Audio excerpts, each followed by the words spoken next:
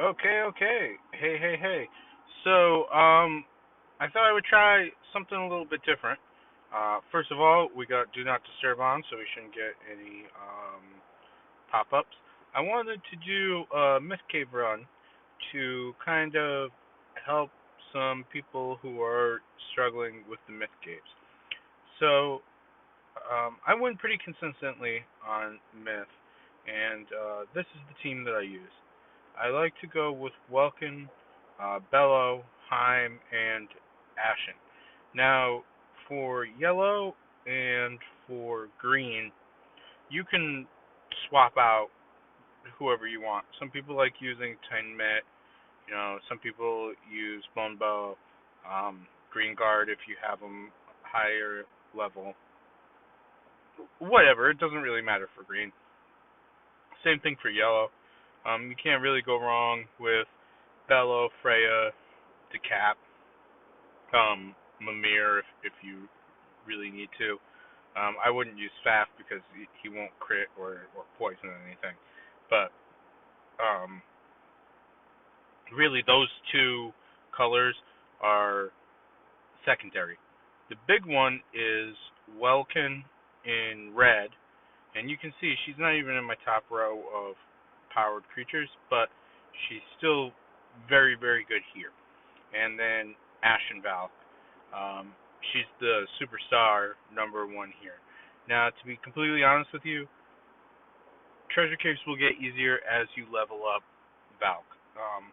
Her fire and her arrows are the driving force towards like consistent myth cave success. But yeah, so it gets easier as you get her stronger. But this is the team that I like to bring in. So there's a couple of things with treasure caves that you want to be looking out for. One is the bombs that pop up. You can see there's one in column one, and the other is fire. So you want to aim for the bombs if you can. That should be your overarching goal. But more importantly than that, in my opinion, is getting a good base of fire up. So the first thing I'm going to want to do is make that big Welkin. That's going to set me up for a big Bellow. Now I'm going to refresh and hope with those two stack of Valks that I get her made. I didn't. That's okay. I can make her this turn. So I'm going to make the Valk here, get some arrows up. I'm going to go ahead and make a Heim here. Go ahead and charge up that Welkin that's going to hit this turn. And we'll sink her to the second Welkin. Cool. Now we're going to have our Ash go out this turn. Let's move the Heim here so that we can get another Valk going.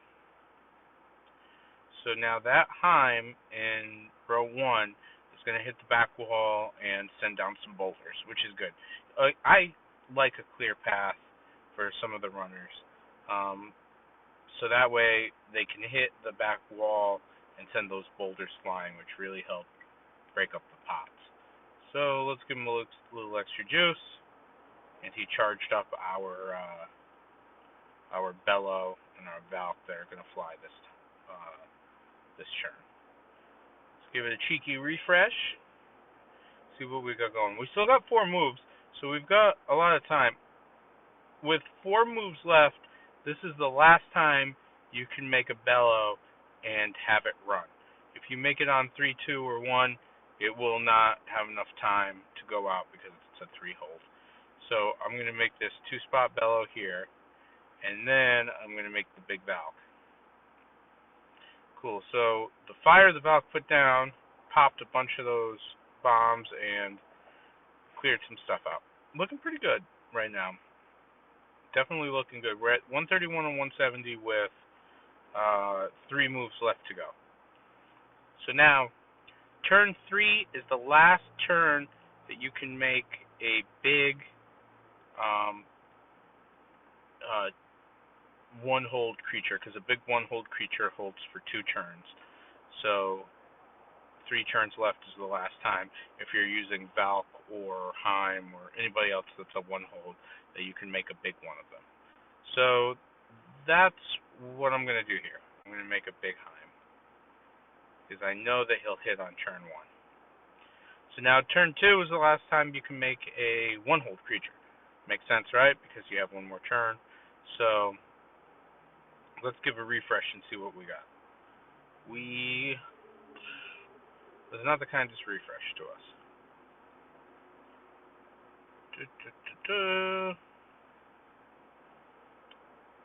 Okay, here's what we're going to have to do, I think. We can make the bellow. I know he's not going to hit, but he is going to lob out some fire. And luckily it went on a pot, so that'll help soften that pot up a little bit. Then we're going to set up 2-stack Welkin, so that way we can try when we refresh to get lucky and have her go as well. So here's where we stand right now. We're at 154 of 170. We've got the small bellow and the big Heim running this turn, so I think we have a pretty decent chance of beating this. But let's see. Oh, beautiful, beautiful refresh. Love to see that. It made a shape Welkin, which is just totally great, because we're going to have another 123. She's not going to break that pot that she's going to hit, but her beam is going to split and help clear out some of that other crap for when the other 2 run. So we can move the bellow here, and for our last turn, I'm just going to go ahead and move over the Heim to not only buff him up, but his skill 1 will activate, and it'll buff our running bellow and our wealth.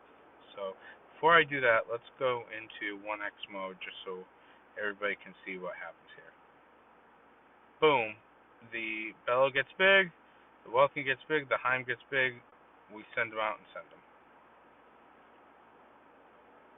Nice, easy, clear. Last turn clear, but it's a clear, so it still counts, you know. So yeah, as you can see, the big thing is laying down fire. Fire weakens the pots and helps your runners be able to actually smash through them.